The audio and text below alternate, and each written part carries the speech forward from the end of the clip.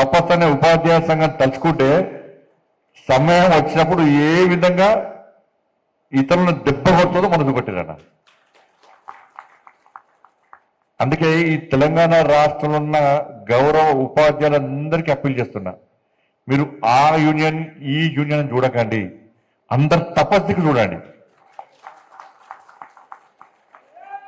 State forward ఒకటే, మా జాతీయ భావజాలంతో ఈ దేశం కోసం, ఈ ధర్మం కోసం, సనాతన ధర్మం కోసం, ఉపాధ్యాయ రంగ సమస్యల పరిష్కారం కోసం దమ్ముండి కొట్లాడేటువంటి ఏకైక ఆర్గనైజేషన్ తపస్. నేను వాళ్ళకు ఇతర ఉపాధ్యాయ సంఘాలను నేను చులకన చేస్తలేను, నేను వాళ్ళకి కించపరచలేను. ఇవాళ ఏ ఉపాధ్యాయ సంఘం అన్నా, అది పిఆర్టీ కావచ్చు, డిటిఎం కావచ్చు, ఎస్టీ కావచ్చు, ఇంకా అనేక ఉపాధ్యాయ సంఘాలు ఉన్నాయి. ఎప్పుడన్నా మీ సమస్యల పరిష్కారం కోసం మీ ఉపాధ్యాయ సంఘాలు ఎప్పుడన్నా ఫైట్ చేసినాయా? ప్లస్ మీకు ఏదన్నా రాజకీయ పార్టీ మీకోసం జైలుకి వెళ్ళరా, మీకోసం రాజకీయ పార్టీ కార్యకర్తలు దెబ్బలు తిన్నారా ఎక్కడన్నా? ఆ యూనియన్లు చేసినాయల్లా ఏం చేసినాయంటే, అధికారంలో ఏ పార్టీ ఉంటే ఆ పార్టీకి కొమ్ముగాయడం, ముఖ్యమంత్రి ఎవరుంటే వాళ్ళ దగ్గరికి చర్చల పేరుతో పోవడం, ఫోటోలు దిగి రావడం తప్ప ఏ సమస్యలన్నా పరిష్కారం అయిందా? ఇవాళ మొన్న ఎన్నికల సందర్భం కూడా మీ డిఏల గురించి ఎవరు మాట్లాడలే, మీ పిఆర్సీ గురించి ఎవరు మాట్లాడలే, మీ ప్రమోషన్ల గురించి ఎవరు మాట్లాడలే, రిటైర్డ్ అయినటువంటి ఉద్యోగస్తుల గురించి ఎవరు మాట్లాడలే, ఎక్కడ ఎవ్వరు మాట్లాడలే. మాకు ఓటేసి గెలిపించాడంటే టీచర్లు పిచ్చోళ్ళు అయిందేమన్నా?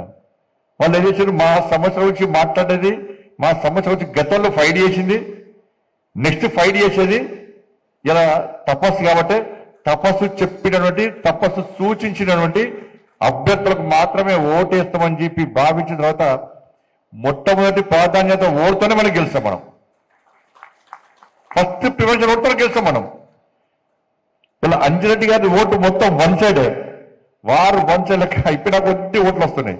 కాబట్టి అందుకే ఇతర ఉపాధ్యాయ సంఘాల ఉపాధ్యాయులకు విజ్ఞప్తి చేస్తున్నా, ఒక్కసారి మీరు తపస్సులో చేరండి.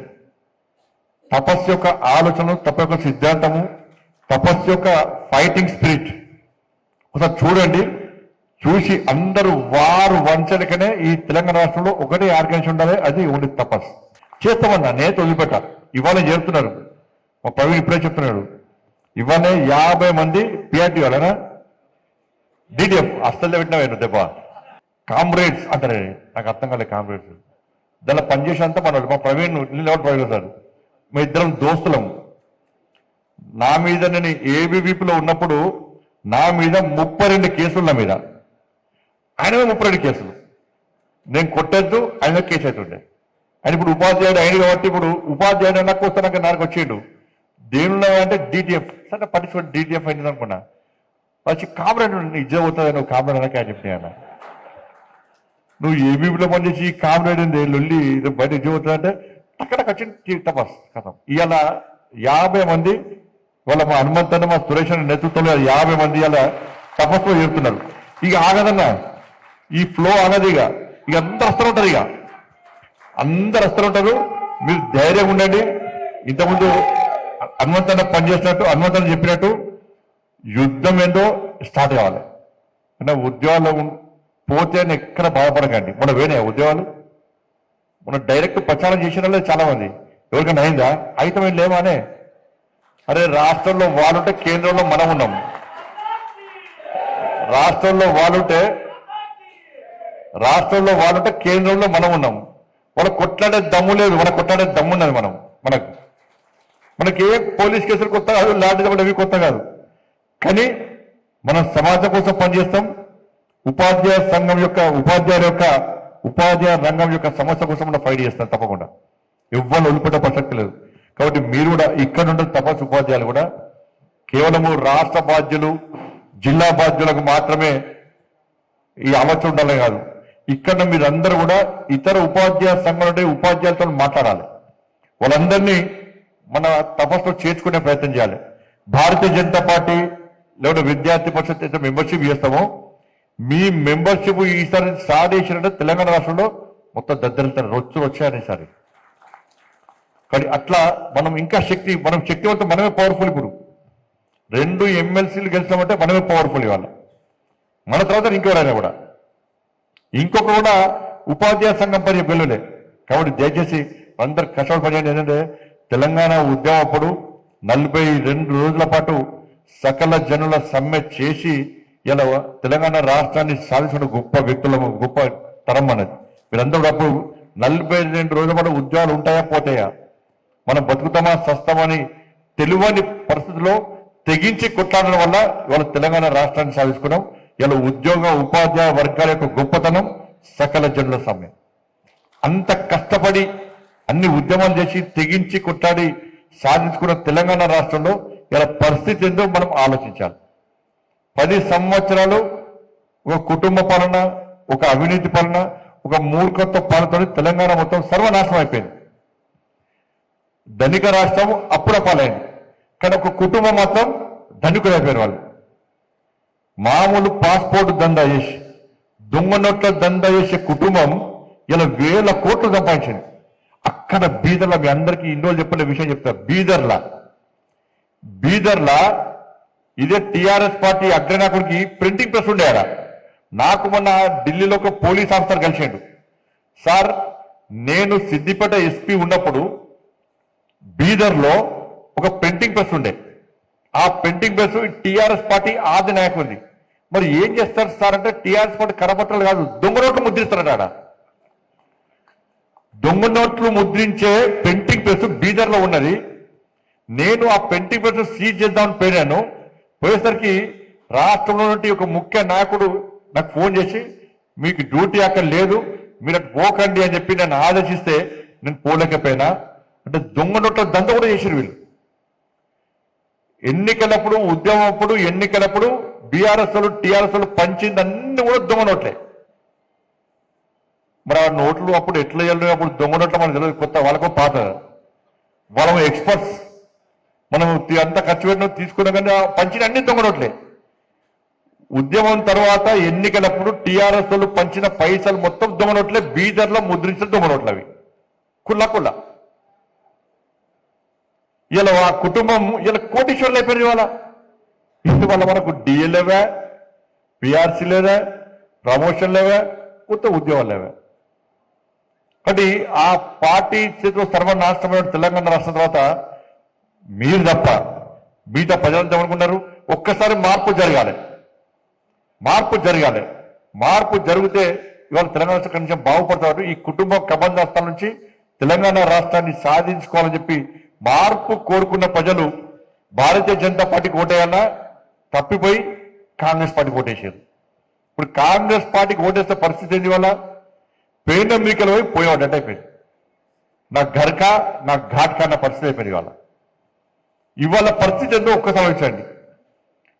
చాలా మంది ఉపాధ్యాయ ఉద్యోగ వర్గాలన్నీ కూడా మార్పు కోరుకున్న వాళ్ళందరూ కూడా కాంగ్రెస్ పార్టీకి ఓటేసి కాంగ్రెస్ పార్టీకి అధికారం ఇస్తే, ఇవాళ కాంగ్రెస్ పార్టీ అధికారం వచ్చిన తర్వాత ఇవాళ మన పరిస్థితి, మన బతుకులు ఏమైనాయో, ఏ విధంగా ఆగమవుతున్నాయో ఒక్కసారి ఆలోచించండి. వాళ్ళు ఎన్నికల మేనిఫెస్టోలో మేము డిఎల్ ఇస్తాం, పిఆర్సీ అమలు చేస్తాం, ప్రమోషన్ ఇస్తాం, బకాయిలన్నీ చెల్లిస్తామని చెప్పి ఎన్నికల మేనిఫెస్టోలో కాంగ్రెస్ పార్టీ చెప్పింది.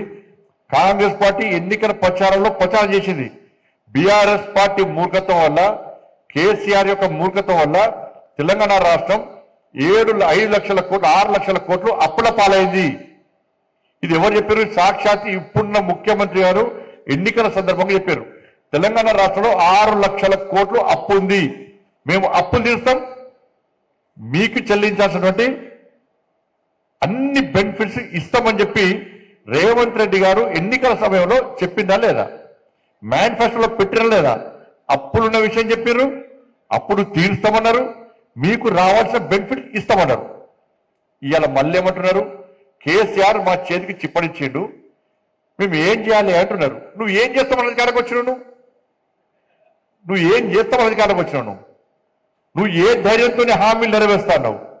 ఏ ధైర్యంతో, ఏ ప్రణాళిక ప్రకారం నువ్వు 6 గ్యారెంటీలు అమలు చేస్తావన్నావు? నువ్వు అప్పులైన విషయం తెలుసు, అప్పుడు తీరుస్తానని నువ్వే, మీకు రావాల్సిన బెనిఫిట్స్ ఇస్తానని కాంగ్రెస్ పార్టీ. ఇలా అధికారంలోకి వచ్చి 14-16 నెలలైంది.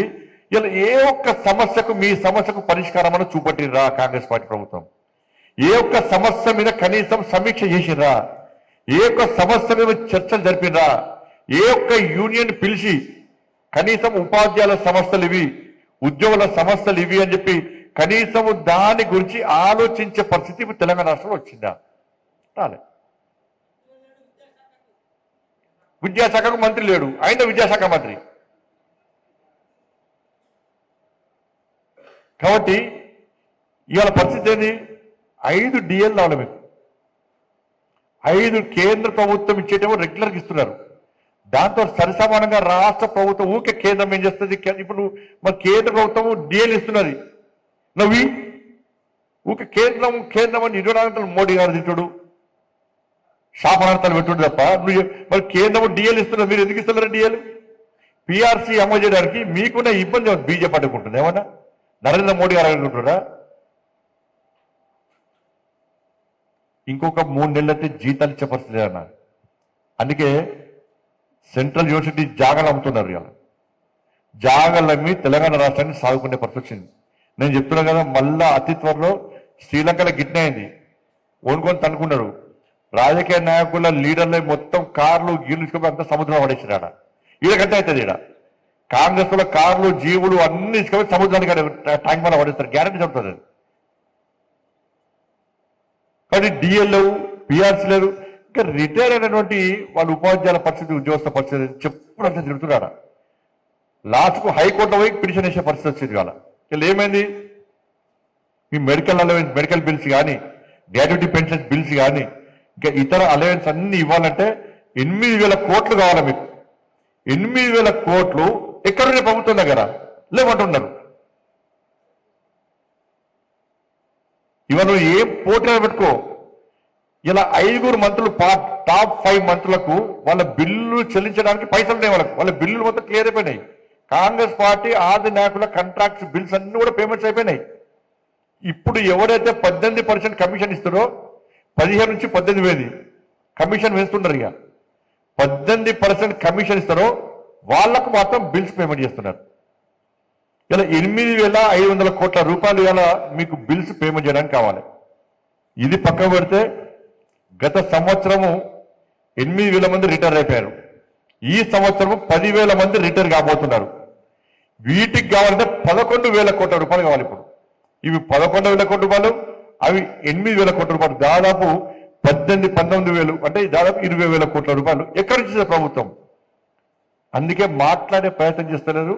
మీ వయో పరిమితిని కేసీఆర్ చేసిండు 59 నుంచి 61 చేసిండు. ఇప్పుడు రేవంత్ రెడ్డి గారు చేస్తున్నారు 61 నుంచి 64, 65 చేయాలని చెప్పి ఆలోచిస్తున్నారు. ఇవాళ ఎందుకంటే పైసలు పక్కా వేస్తాడు. ఇవాళ ఇంత మూర్ఖత్వము ఇవాళ తెలంగాణ రాష్ట్రం చెప్తున్నది. ఇంకా ఆరోగ్యశ్రీ బకాయిలు ఇస్తలేరు, హాస్పిటల్ చచ్చిపోతున్నారు, ఫీజు రియంబర్స్మెంట్ ఇస్తలేరు. ఇలా రోజు 10 మంది స్టూడెంట్స్ వస్తారు. సార్ ఫీజు రియంబర్స్మెంట్ ఇస్తలేట, మా సర్టిఫికెట్లు ఆగినాయి, మా సర్టిఫికెట్లు మాకు వస్తలేవు సార్. యాజమాన్యం ఏడో వాళ్ళ పాపం. వాళ్ళు కరెంటు బిల్లు కట్టే పరిస్థితి లేదు, ఇల్లు కిరా తీసుకునే పరిస్థితి కట్టే పరిస్థితి లేదు, బ్యాంకులో లోన్ తీసుకొని చిన్న చిన్న విద్యాసంస్థలు మా అంతరి సార్ లెక్క చిన్న చిన్న విద్యాసంస్థలు కూడా పైసలు లేవు. వాళ్ళు ఇబ్బంది పడుతున్నారు, ఫీజు రియంబర్స్మెంట్ లేదు. ఈయన కేజీబీకి సంబంధించి ఇప్పుడే హనుమంతరావు మాట్లాడారు. నేనే మాట్లాడినా, యోగితారాయణ మేడంతో నేనే మాట్లాడినా. కేజీబీకి సంబంధించి వాళ్ళకు నైట్ డ్యూటీ చేయకండి, ప్లస్ గురుకుల స్కూల్ వాళ్ళు అరెస్ట్ చేయకండి అని చెప్పి నేను మాట్లాడిన తర్వాత వారు స్పందించిన తర్వాత ఆ కేజీబీకి సంబంధించి యూనియన్ వాళ్ళని పోయి కలువని చెప్పిన ఆ సమస్య కూడా పరిష్కారం పక్కా అవుతుంది, పరిష్కారం చూపడతాం. నేనే మాట్లాడాను నేను. కాబట్టి రిటైర్ అయినటువంటి వాళ్ళకి పైసలు లేవు, వాళ్ళ పైసలు జీపీ పైసలు లేదంటే వాళ్ళ కూడా పైసలు లేవు.